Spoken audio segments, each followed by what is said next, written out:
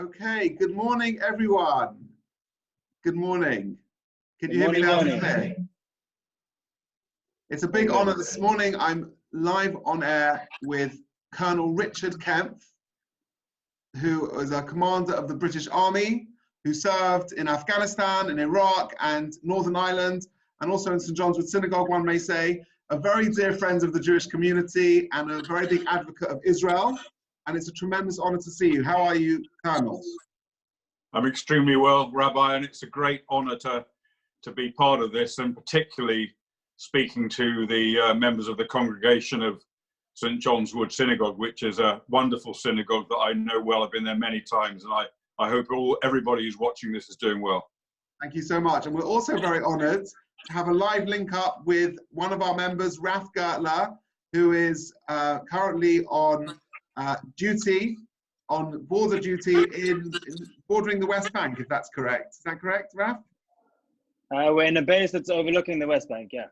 Fantastic. So that's amazing. And I thought it would be special to celebrate Yom Haatzmaut, Israel Independence Day, have an opportunity to have this interview, to find out some perspectives from both of you, how you're both getting on.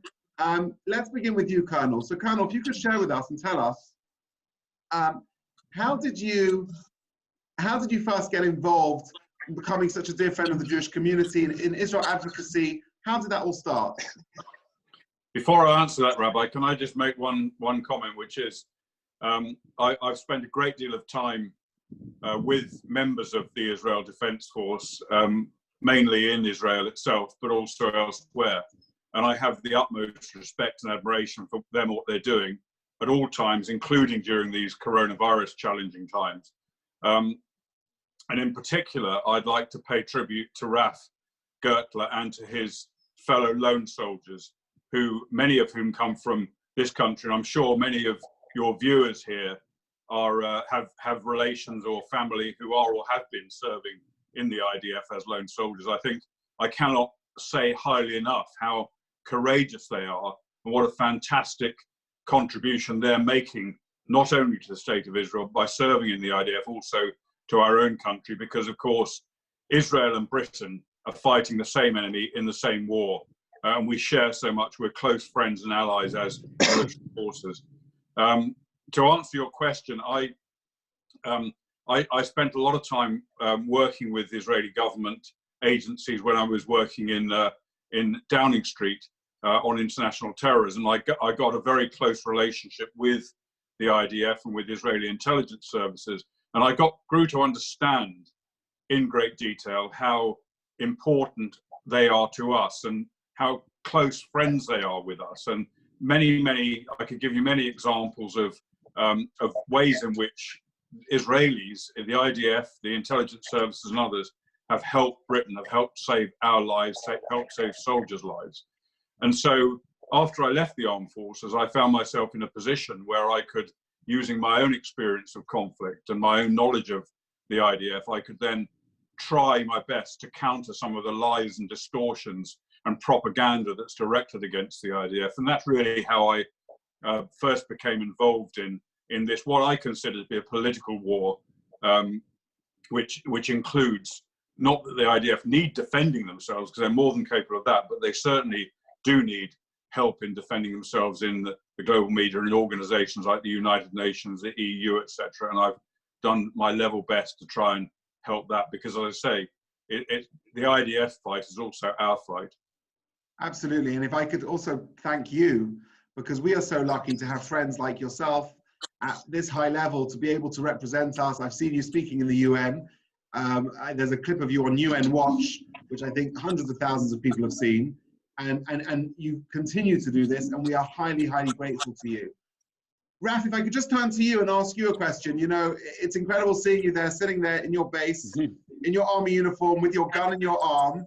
And, you know, for somebody doing guard duty in the West Bank, it's a long way from the comfortable life you are used to in St. John's Wood and NWA. Tell me, what's it like to be a lone soldier, and how did you come to do this tremendous service for our country, for Israel? That's a good question. It's quite comfortable here, so I'm not so far away from the normal. Good to see you. Good to see Richard also. So being a lone soldier it's really an honor, because to go to the beginning of the service, you're given, in my opinion, the best commanders in the army who have to take people from all over the world, India, Russia, Japan. I met people, Philippines, London, everywhere, and turn them into not Israelis, but people who understand the language and who understand the culture and how the army works. So that's amazing. And also you really meet I think your best friends for life, because you're every morning with them, 5 a.m. for 3 months, being told you can't do anything at the age of 24. It's almost funny, and the only way really to get through the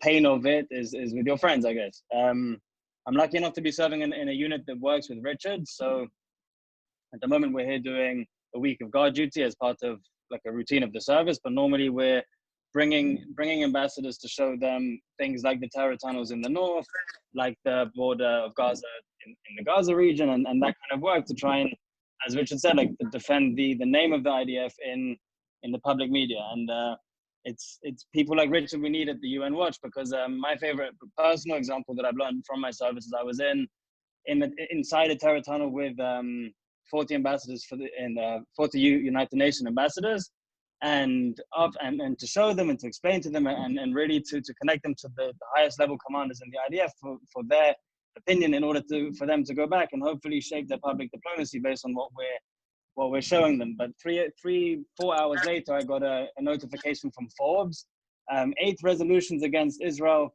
by the UN. So it shows you really how much we need people like Richard, and how lucky we are to work with him. And he's also a hugely popular name in our unit. So, absolutely. And I think, since today is Yom Haatzmaut, I'm putting on my virtual background now to show you my passionate love of Israel. Tell me something, Raph. What made you become so passionate about Zionism? What was it that gave you your love of the state of Israel, your desire to join the army? I know your parents are huge supporters of Israel. What made you get involved? I think it goes back one generation before my parents. So I'm the proud grandson of two Holocaust survivors, and it was always made clear that without Israel, we're going back to the same situation. I think now it's more clear than ever. I'm sure Richard will back me up in saying that. And I moved to Israel in January, and after the sad passing of my grandmother, it became clear to me that this is how I would do my part after she had done hers. So that's kind of that. And also my roots in London, and having gone to Cheder and seeing your face all the time, things like that, they all add up to this, I guess. So it's part of a big picture, I think. Amazing. Colonel Kemp, if I could ask you a question, I guess right now the world is battling a different war. We're battling COVID-19, which is a huge challenge. As a military man, as a tactician, what experience might you bring to suggest what we could do to help? I know the army have got involved in helping, and especially in context of Israel, the threats that they face. What's your views on the current situation? I think there's so many similarities between the current campaign, the fight against coronavirus in this country, in Israel, and around the world, and military campaigns. It's obviously a different form of a fight because it involves very much an unseen enemy, and it does not involve bullets and bombs, but there are many similar characteristics. And I think one of those similar characteristics is absolute uncertainty as to what is going to happen. And in a world where we're used to much more certainty, we're used to being able to plan and know what's going to happen, and we expect the government to do that. We're not used to it, and I think we've seen a great deal of criticism of our government in the UK, and I believe much of it is unwarranted, because what they're trying to do, they're trying to face the situation using plans that then change as soon as the situation changes. And military people are used to that. Military people can see a change in a situation, a change in plan, and not then think everything's falling to pieces. And I think many people who don't have that experience have problems with it. I think another area that certainly over here and also in Israel, the NHS and the Israeli health services have benefited from the great benefits that the armed forces can bring in both strategic planning and also logistics. The IDF, British Army, that they can handle the greatest logistic challenges that you can imagine. And normally, when they deliver goods, when they have to get vital supplies to the front line, they're also being shot at, blown up, and bombed. So they can cope with this sort of situation in a way that, again, planned, not non-disrupted logistic supply chains often can't. And the same goes for planning of unexpected situations, large-scale situations. I think, you know, we've certainly seen, I think in Britain, there's been a lot of military involvement in this fight. Obviously not right at the front line. That's where the nurses and the doctors and the other NHS workers and private health workers are really fighting. But supporting them, I think, you know, the whole population is supporting them. And it's, again, like a war where it requires, not like, let's say, the Afghanistan war or the Iraq war, but the Second World War, where a whole national effort is required in support of those people fighting it. And I think we've seen that.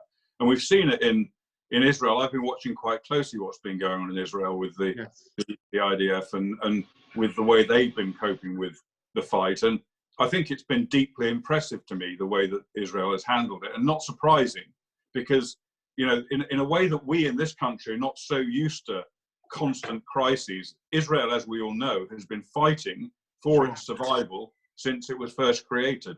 And I think that, you know, the discipline and the need for instructions to be followed, I know it sort of runs in a way counter to one's idea of Israelis, who they have 10 different ideas for every single person. But I think they're used to following instructions when it's a kind of life or death situation. So I think that's part of the reason they're being so successful at coping with.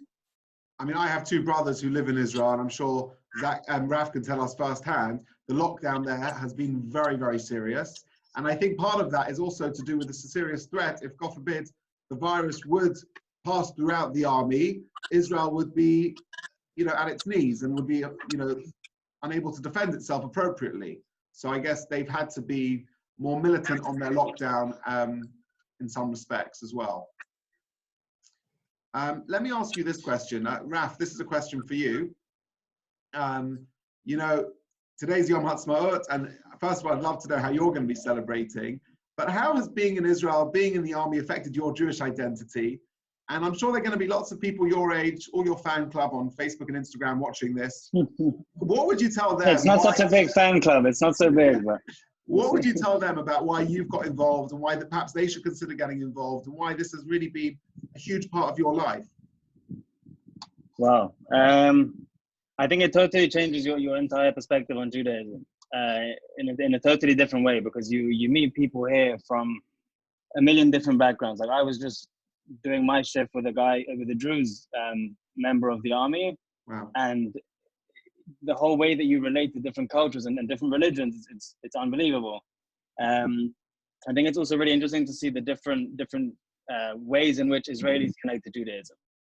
Like, for me personally, it was always a traditional thing, coming to synagogue every Friday, but they're born within that, so they don't really understand that. So to have those two together while you're serving, doing the same thing is really interesting. There's also no feeling like laying tefillin in the morning with uniform on and with your other soldiers next to you, and amazing. You're all in the same base together, and you're tired, and it's all together. Like, I have a lot of friends from London who also made Aliyah and joined the army, like Dan Levine, for example. And it's something that me and him will understand more deeply, and sometimes people who haven't done it won't understand it. It's something that I really recommend. Also, something that I wanted to add, when thinking about the army, like, it's such a big organization that you can whatever skill set you have in the entire world, you can use. For example, there's an entire unit of singers, let's say, because they have to do the singing for all the big ceremonies, and then there's the fighters, and then there's diplomacy, and then there's cooking. Everything you're looking for, you can find in the army. I'm sure Richard will do the same. I don't think he was a cook back in his career, but I'm sure he can relate to what I'm saying, and that you can do pretty much anything you want. Absolutely.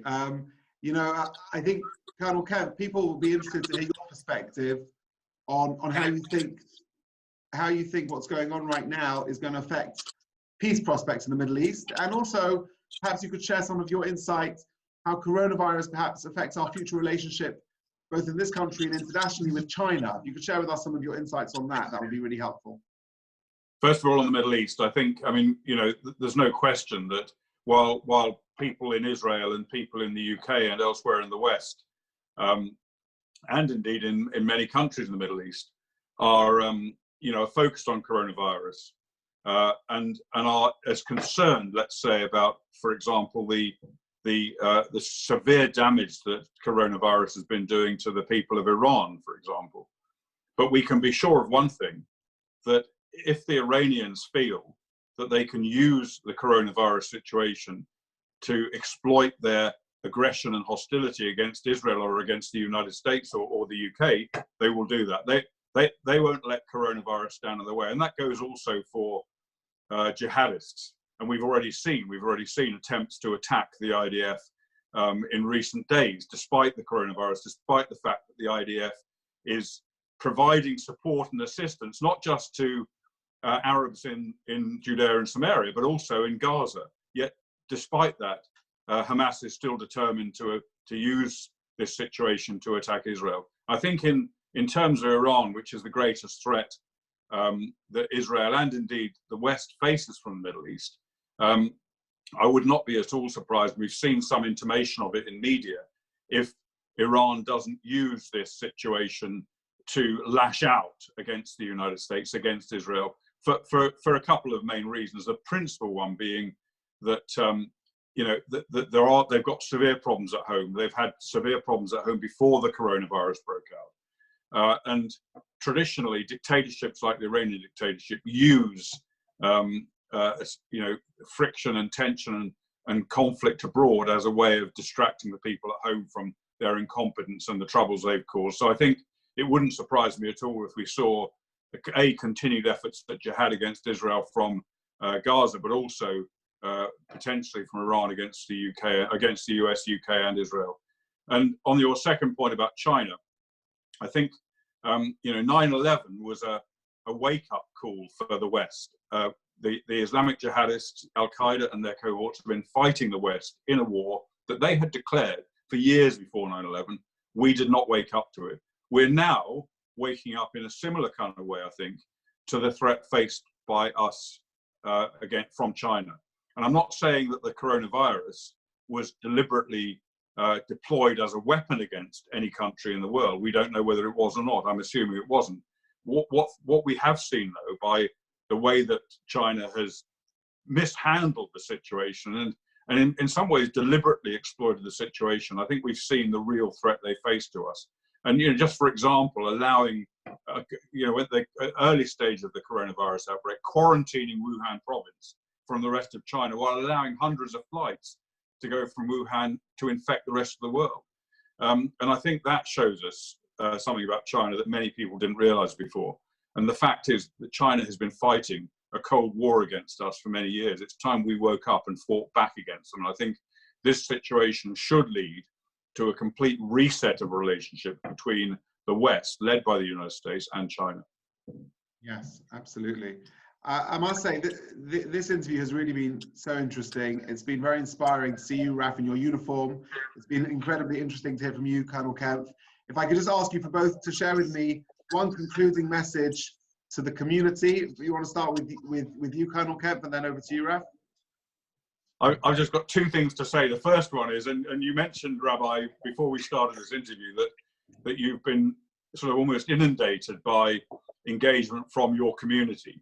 And I think that applies also to other religious communities that I know about. And there's a saying in the military that there are no atheists in the foxholes for very good reason. I think in some ways, this current situation we're facing will have caused and prompted quite a lot of people to rethink their religious beliefs and the extent to which they invest in their religion and their moral duty to other people.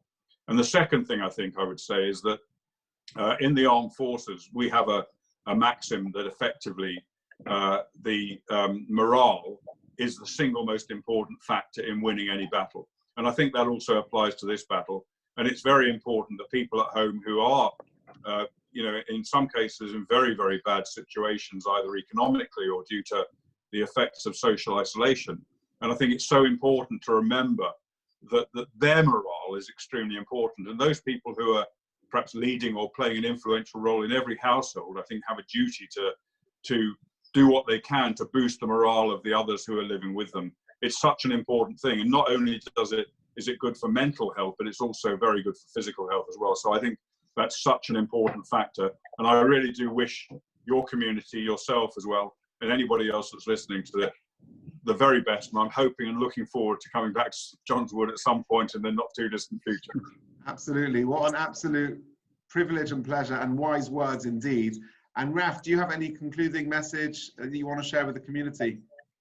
I don't know if I can compete with Richard's one, but it's odd not to have the option to go to synagogue, and particularly the Kiddush Club. But I miss everyone very much, and I hope everyone's healthy and strong. And as Richard said, I think the morale is really important. Like there's guys on this base who haven't left for 47, 48 days, and still somehow their morale has been boosted. So I think we should learn from them, and I think everyone should be healthy and happy, and looking forward to coming back. Well, thank you both so much. You've certainly raised my morale, and it's been an absolute pleasure, and I wish you both good health, and I look forward to seeing you at a Kiddush Club or barbecue sometime soon, celebrating Yom Haatzmaut in real life. All the best. Thank you. Bye, Yoni.